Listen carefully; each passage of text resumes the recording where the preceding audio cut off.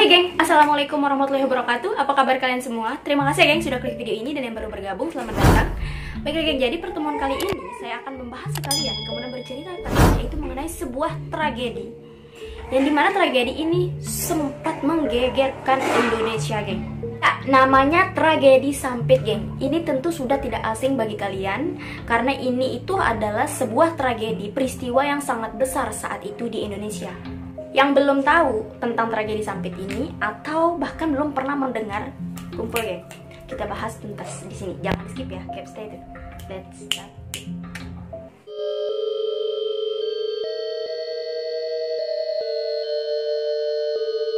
Tragedi Sampit merupakan sejarah hitam Indonesia, Kalimantan terbesar geng pada Februari 2001. Konflik Sampit mengakibatkan lebih dari 500 kematian dengan lebih dari 100.000 warga Madura kehilangan tempat tinggalnya saat itu.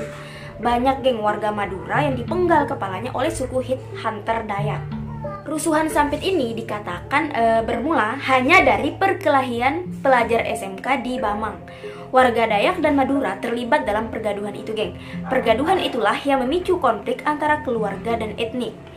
Pemerhati politik pada ketika itu telah menyalahkan kaum Madura itu sendiri karena mereka yang pertama kali mencetuskan kontroversi dan kemarahan etnik Dayak. Bentrokan pelajar di antara etnik Madura dan Dayak ketika itu geng mendapat campur tangan keluarga di sebelah pihak Madura, yaitu Matayo namanya. Nah, Matayo ini agak terkenal gitu di tempat itu karena sikap samseng dan jenayah-jenayah yang sering dibuatnya di situ. Matayo yang campur tangan di dalam pergaduhan remaja itu menyerang gitu geng pelajar-pelajar Dayak yang terlibat dalam pergaduhan itu. Perkara ini menjadi kemarahan penduduk Dayak yang mana merupakan penduduk asal di tempat itu. Manakala Madura adalah golongan pendatang di tempat itu yang mana tiba di kawasan itu hanya pada sekitar tahun 1930-an. Pada 18 Februari nih geng, sekitar jam 3 petang, pemuda Dayak menyerang Matayo dan mengakibatkan Matayo terbunuh saat itu. Ini mendapat respon pantas warga Madura dan ingin membalas dendam karena kematian Matayo ini geng. Lengkap dengan bersenjata nih, warga Madura segera menemui ketua lembaga musyawarah masyarakat Dayak, yaitu Seruyan Tengah, untuk membalas dendam. Warga Madura meminta agar pembunuh Matayo ini yang bersembunyi di rumah Seruyan agar diserahkan kepada mereka.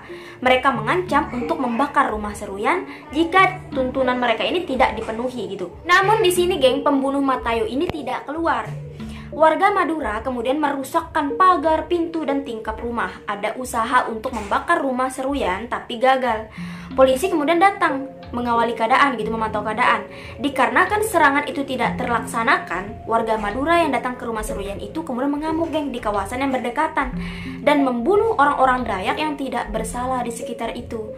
Banyak rumah warga Dayak dibakar. Semua keluarga etnik Dayak Sean telah dibakar hidup-hidup bersama 7 anaknya dan cucu-cucunya geng. Sejak dari hari itu geng, warga Madura menguasai Sampit. Sampit itu nama sebuah kota di Kalimantan sana. Puluhan warga Madura geng mengepung pekan, pasar. Mereka melayang-layangkan senjata. Mereka juga menggunakan berbagai kendaraan untuk pergi mencari mangsa. Setiap orang Dayak ditemui mereka pasti akan dikejar dan dibunuh tanpa belas kasihan. Jumlah rumah orang Dayak yang dibakar juga bertambah. Antara pembunuhan kejam oleh warga Madura terhadap orang Dayak ialah seorang ibu muda yang berasal dari Dayak nih geng, yang sedang hamil 7 bulan. Dibunuh geng dan perutnya dirobek.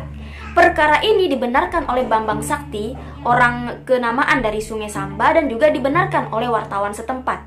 Orang-orang Madura tidak berhenti di situ geng, dan bumi Sampit terus bermandian darah.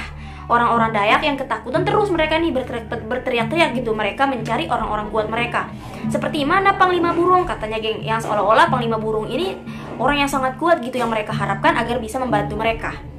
Ketua orang-orang Madura yang melakukan pembunuhan ketika itu berteriak mengatakan, Sampit akan menjadi Sampang kedua, katanya geng dengan sombongnya.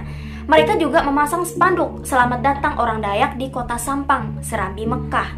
Begitulah geng, sebuah ekspresi secara tertulis dari mereka, seolah-olah mereka ini menyatakan kemenangan mereka gitu. Kemudian orang-orang Madura tidak hanya bersenjatakan parang geng saat itu, tetapi juga pistol dan bom. Ini dibenarkan ketika polisi menemukan sejumlah 300 bom yang diambil dari rumah-rumah orang Madura. Pada tanggal 20 Februari nih geng, pasukan pahlawan Dayak yang datang dari tempat lain Sampit ke Sampit untuk mendapatkan dan menguasai kembali bumi Sampit. Warga Dayak pedalaman dari beberapa lokasi daerah aliran sungai Das, Mentaya seperti Seruyan, Ratua Pulut, Perenggean, Katingan, Hilir, dan juga Barito datang ke Kota Sampit melalui sungai Mentaya. Kesemuanya ini geng, mereka rata-rata masih muda, tidak lebih dari 25 tahun. Mereka datang dengan badan-badan nggak kosong gitu geng, istilahnya mereka ini ada isi badannya gitu. Jadi dibekalkan dengan ilmu kebal. Jumlah pahlawan yang datang adalah sekitar 320 orang. Kemudian geng pasukan itu menyusup masuk ke daerah Bamang dan sekitarnya, meskipun dalam jumlah yang kecil berbanding jumlah orang-orang Madura yang menguasai Sampit saat itu. Kemampuan bertempur mereka pun geng sangat menakjubkan. Mereka membunuh semua warga Madura yang berkumpul nih di pelosok jalan, kemudian di tempat-tempat umum gitu. Dengan ilmu kebal, mereka melawan ribuan warga Madura. Letusan-letusan bom yang dilemparkan oleh warga Madura kepada mereka tidak sama sekali mencederakan mereka. Jauh gitu geng, sekali dapat membunuh mereka, pahlawan Dayak nih. Bahkan banyak bom yang disambut oleh pahlawan Dayak ini dan dilemparkan kembali bom itu ke arah kerumunan Madura. Pasukan Dayak pedalaman yang dihujani peluru dari pistol dan senapang warga Madura tidak terluka sama sekali geng. Karena itu polisi juga nggak berani gitu untuk menenangkan keadaan atau menembak pasukan pahlawan Dayak itu. Kesemua warga Madura buntu. Strategi yang digunakan pakai oleh warga Dayak dalam serangan mereka cukup jitu hingga membunuh ratusan warga Madura saat pertempuran itu. Perahu-perahu yang digunakan oleh pasukan Dayak langsung tidak kelihatan oleh orang Madura. Ini geng dikarenakan mereka tidak mendekati tebing-tebing sungai, tetapi pasukan Dayak itu berenang ke pinggir sungai di tepian Kota Sampit untuk memberikan kejutan kepada orang-orang Madura. Mereka secara tiba-tiba muncul di penempatan-penempatan orang Madura dan tempat itu menjadi huru-hara dengan amukan pasukan Dayak. Pasukan Dayak terus bergerak ke seluruh kawasan dan jalan-jalan utama gitu geng, seperti Jalan Bamang 3, Jalan Gatot Subroto, dan Jalan Esparman. Rumah pahlawan Madura seperti Haji Satiman dan Haji Ismail juga hancur diserang. Banyak penjaga di situ terbunuh oleh pasukan Dayak ini. Pasukan Dayak kemudian geng mencari semua warga Madura untuk dibunuh dan dipenggal kepalanya. Kejadian ini berlarutan hingga beberapa hari. Ini karena ilmu kebal yang dibekalkan kepada mereka oleh panglima mereka membuat mereka dalam keadaan tidak sadar. Dan uniknya di sini, indera penciuman mereka menjadi tajam hingga dapat membedakan antara orang Madura dan yang bukan orang Madura. Bila orang Madura yang bersembunyi di kerumunan etnik lain selain Dayak dan Madura, orang Madura itu geng tetap ditangkap dan dibunuh oleh orang Dayak. Tiada orang dari etnik lain yang terbunuh saat itu.